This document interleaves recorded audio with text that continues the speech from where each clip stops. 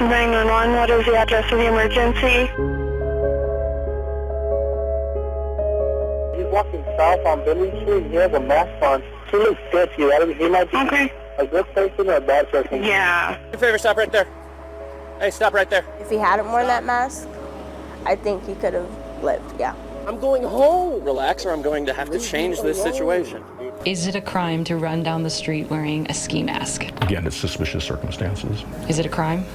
It is suspicious circumstances. So I want everybody to pay for this because it's the great cover-up of Colorado right now. They got away with murder! Y'all hear me? They got away with murder! It's like breaks my heart.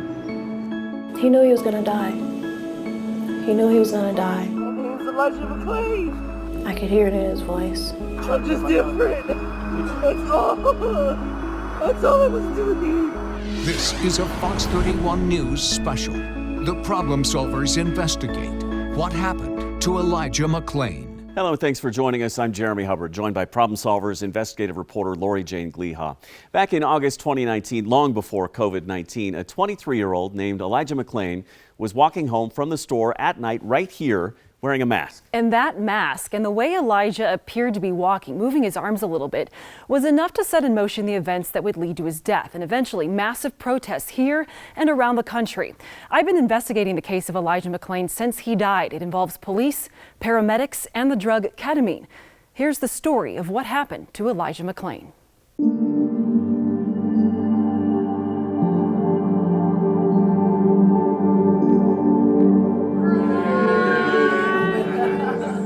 The light in the room, he's the one. His spirit would brighten you up when you're feeling down. He just come around and you feel better. He had so much energy. He was always running around the neighborhood. He wanted to be free. At 23 years old, Elijah McClain had already touched so many with his peaceful demeanor and quirky personality. His little sister Naomi called him a jumping ball of energy. Always uplifting you, giving you gratitude, respect all the time. His motto was always with gratitude. Hey, looking good, Adrian. His massage therapist fingers also worked magic on many instruments that he taught himself. Sometimes he'd serenade animals at the local pet store. He liked to go there and play the violin and the guitar for the pets there because he thought they'd be lonely. Elijah was the kind of joyful guy who could be a friend to anyone, which is why the way he died You can't imagine Elijah not there anymore. is so difficult to understand. Ow. Okay. Stop, dude. Well, chill out. You've already been told several times to stop. I can't fix myself. Ow. The last words Elijah McClain ever spoke happened as he was pinned beneath a police officer a few blocks from his home. Well, stop fighting us. A few minutes earlier, I have a right to stop you because you're being suspicious. 3 officers confronted him as he was walking home from the store carrying a bag of canned fruit drinks. Turn around. Turn around. Turn around.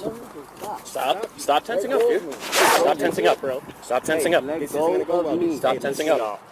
Stop tensing up. No, let go of me. Stop tensing up. No, I am an introvert.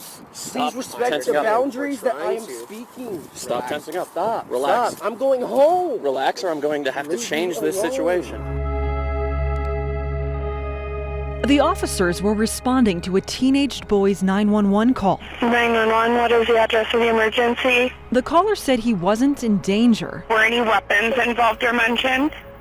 No. but he called 911 because Elijah was wearing a mask and putting his hands in the air as he headed into a gas station convenience store. He looks good to you. He might be a good person or a bad person. Yeah. The Fox 31 Problem Solvers were the first to obtain the store surveillance video. He was happy, he greeted everybody, he bought his tea, and he was on his way. Mariah Gentry was the clerk behind the cash register and says Elijah was a familiar face. I wasn't nervous because I knew who he was. And when he came in, he wasn't threatening. You know, most people that come in with ski masks are going to be threatening.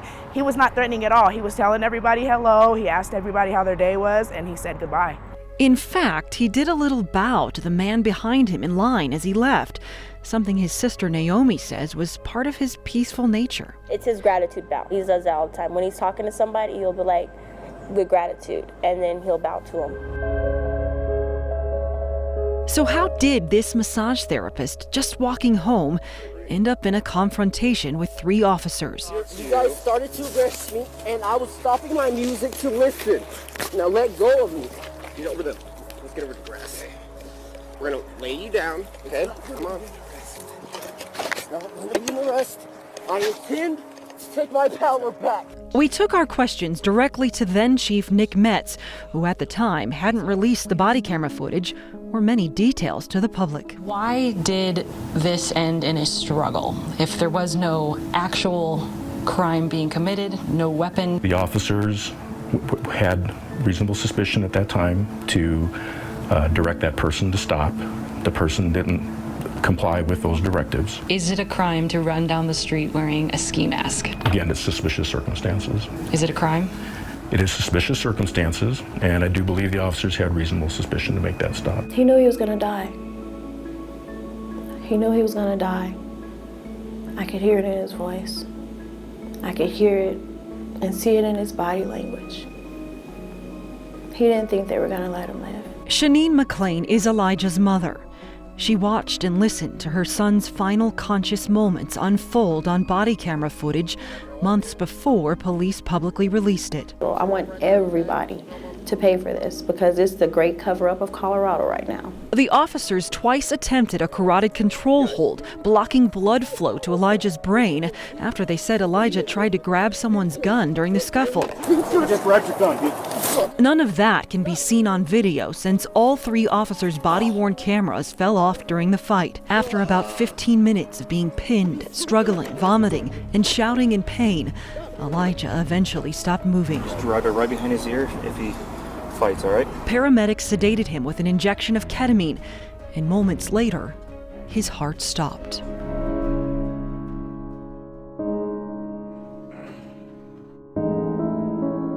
For them to be injecting my son with that in a dosage that was obviously too much, it kind of puts fear in my heart for the rest of the world. Like, if this is used to control people or to put fear in others, how are we ever going to get justice for the things that they do wrong?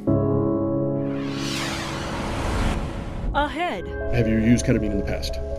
No. The Fox 31 problem solvers obtained the recorded internal interviews with the medics.